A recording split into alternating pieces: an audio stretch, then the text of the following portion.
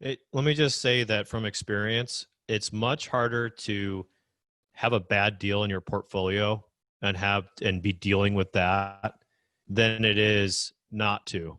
So it's really not fun to be in a bad deal.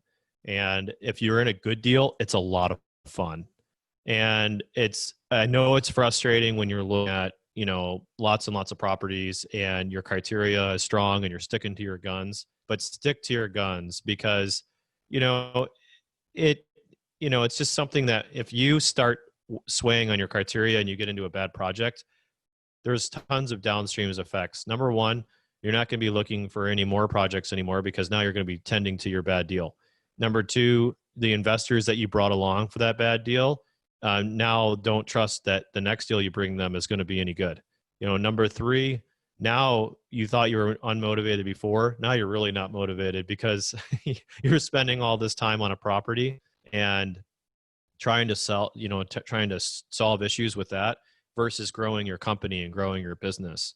So you really have to stick to your guns and make mistakes and fail fast because what happens is if you don't have that criteria, then you're just going to be buying whatever and then or maybe you get a great deal and it's just too small of a deal and now you're spending a lot of time managing it. That's why we don't look at anything less than 20,000 square feet because we don't want to be in the business of running a storage facility. We want to be in the business of buying good ones that have great returns that we can put frontline management at.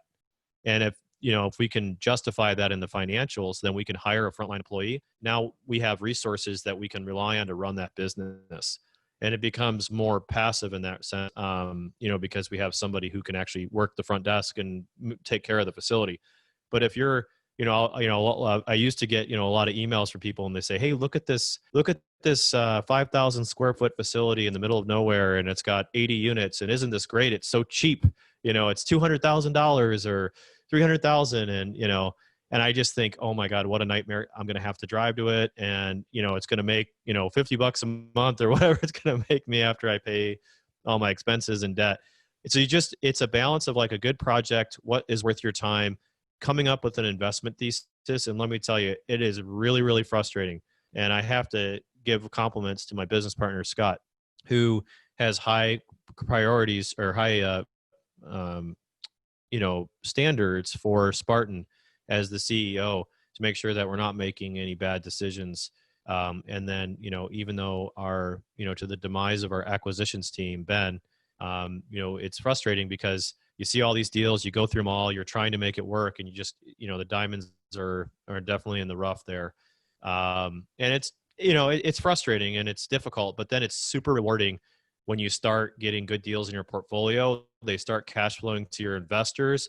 People get excited. They tell other people, and you start having good performance and good success. And then you kind of have this aura of being a due diligent, good deal, good communicative company because you can really focus because you've put the right deals in your portfolio.